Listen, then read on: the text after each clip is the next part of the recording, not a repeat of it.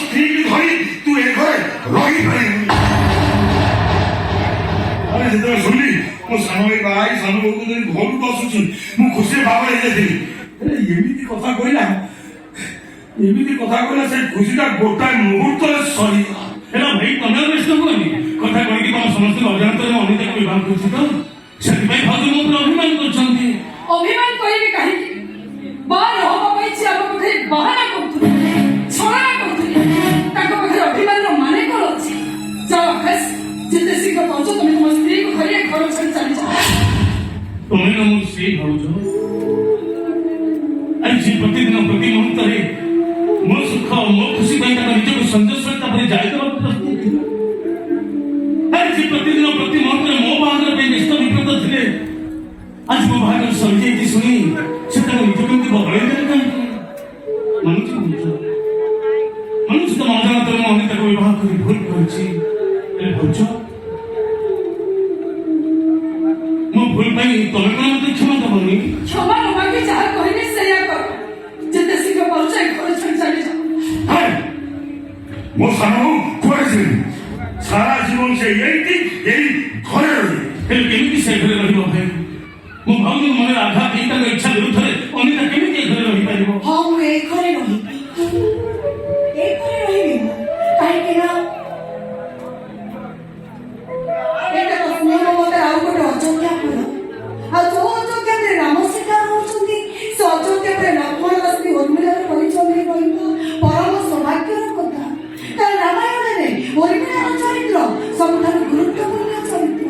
ତାଙ୍କ ତ୍ୟାଗର କାହାଣୀ ଏବେ ବି ସୁନ୍ଦର ଲିପିବଦ୍ଧ। ଠିକ ସେମିତି ମୁଁ ଏଇ ଘରେ ରହି ଆଉ ଗୋଟେ ଉର୍ମିଳା ଭୂମିକାରେ ମୁଁ ପରୀକ୍ଷା ଦେବି। ଆଉ ମୋ ପରୀକ୍ଷାରେ ମୁଁ ଫେଲ ମାରିଗଲେ ଏ ଘର ସାନ ବୋଉର ଆସନରୁ ଓହ୍ଲେଇ ଆସି ମୁଁ ଚାକରାଣୀ ଭୂମିକାକୁ ଆଦରିଲି। ତଥାପି ସେ ତମକୁ ଏ ଘରେ ରଖେଇ ଦବନି ମା। ତାର ଅସଲ ଉଦ୍ଦେଶ୍ୟ କଣ ଜାଣିଛ? ତମ ଝିଅଙ୍କ ବାହାଘର ସରିଗଲା, ଆମେ ପିଲାପିଲି ବଡ ହେବେ। ପିଲାପିଲି ବଡ ହେଇଗଲା ପରେ ଏ ଘରର ସମ୍ପତ୍ତି ଦିଭାଗ ହବ। ଏ ଘରର ସମ୍ପତ୍ତି କେବେ ବି ଭାଗ ଭାଗ ହେଇପାରିବନି। ମୋର ପିଲାପିଲି ଜନ୍ମ ହେଲେ ଯଦି ଘରର ସମ୍ପତ୍ତି ଭାଗ ଭାଗ ହେଇଯିବ, ତାହେଲେ ଘରର ସମ୍ପତ୍ତିକି ଭାଗ ନ କରିବା ପାଇଁ ଏବେଠାରୁ ମୋ ମାତୃତ୍ୱକୁ ବଳି ଦେଇ ମୁଁ ବନ୍ଦୀ ହେଇଯିବି। ମୋ ଉପରେ ବିଶ୍ୱାସ ରଖ ଦିଦି, ଏ ପରିବାର ମଙ୍ଗଳ ପାଇଁ ମୁଁ ମରିବାକୁ ପ୍ରସ୍ତୁତ ଅଛି। ମାମା ଦେଖ ଆମ ଆକାଶର ବାହାଘର ସରିଯାଇଛି।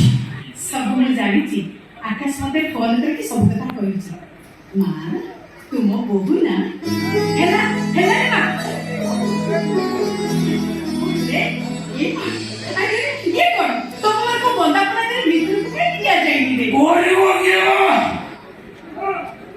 ଏ ଘର ବଡ ହିସାବରେ ଯୋଉ ଗାୟତ୍ରୀ ବନ୍ଦାପନା କରିବା କଥା, ସିଏ ତ ବାହାଘର ଗ୍ରହଣ କରିପାରୁନି। ସେ ଚାହୁଁଥିଲା ଆକାଶ ସାରା ଜୀବନ ପାଇଁ ଅବିବାହିତ ରହୁ। କାହିଁକି ବାହାରିଛି ବୋଲି ଏ ଘରେ ସେ ନିଆଁ ଲଗେଇ ଚାଲିଲାଣି। ଏମିତି ଉଦ୍ଧତ ସ୍ତ୍ରୀକି ଶାସନ କରିବା ପାଇଁ ମୁଁ ଅଯୋଗ୍ୟ ମା।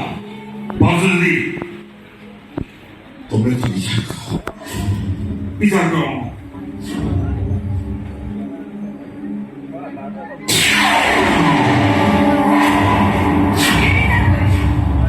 ନାରୀ ଉପରେ ଯେ ନର୍କ ସହିତ ସମାନ, ତାର କେତେ ବିଚାର?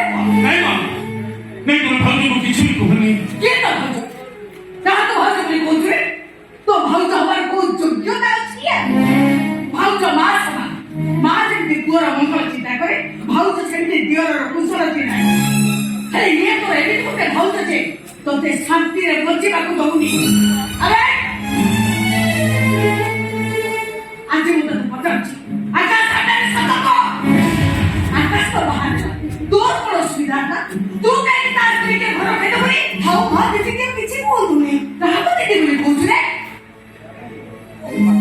এইটা তো দিদি, তুই এ ঘরে পাতা দৌ দৌ তোতে এ ঘরে বিদা କରିବାକୁ বସିଲାଣି। ନା ବହୁତ ହେଇଗଲା, ଆଉ ନୁହେଁ। ମୋ ସାନ ବୋହୂକୁ ବିଦା ହବନି, ବିଦା ହବ ଇଏ। ଚେଷ୍ଟା କଲେ ବି ଆପଣ ମତେ ଏ ଘରୁ ବିଦା କରିପାରିବେ, କାହିଁକି ନା ଏ ଘର ହଉଛି ମୋର। ଏ ଘରଟା ତୋର କେବେ ହେଇଗଲା?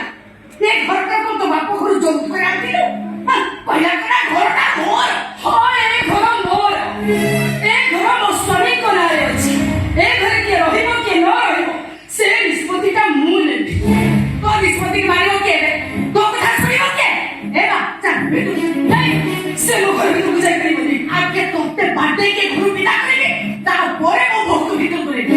କଣ କହୁଛୁ? ନାଇଁ ମା।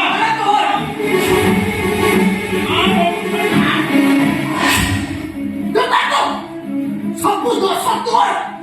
ଆଦର୍ଶ ଦେଖି ବଡ ଭାଇ ନାଁରେ ସବୁ ସମ୍ପତ୍ତି ଉଡି ଗଲେ। ଏବେ କଣ ହେଲା? ତା ସ୍ତ୍ରୀ କହିଲାନି ତୋ ସ୍ତ୍ରୀ ଏ ଘରେ ରହିପାରିବନି। ତାପରେ ସମୟ ଆସିବ, ତା ପିଲାମାନେ ତୋ ପିଲାକୁ ଧକ୍କା ଦେଇ ଏ ଘରୁ ବାହାର କରିଦେବେ। ନାଇଁ ଭ ନାଇଁ ସେମିତି ଦିନ କେବେ ଆସିବନି। ଆପଣ ଟିକେ ଧୈର୍ଯ୍ୟ ଧରନ୍ତୁ, ଦେଖିବେ ସବୁ ଠିକ ହେଇଯିବ। କଣ ଠିକ ହବ ରେ ମା? କଣ ଠିକ ହବ?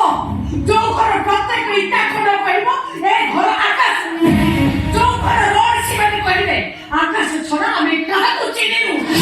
ସେ ଘରଟାକୁ ଇଏ କହିଲାନି ୟାର କିଛି। କଣ ଜାଣିଛୁ ତୁ? କଣ ବୁଝିଛୁ ଆକାଶ? ସାନ ଭାଇ ଏଇ ବଡ ଭାଇ ପାଇଁ ଯାହା କରିଛି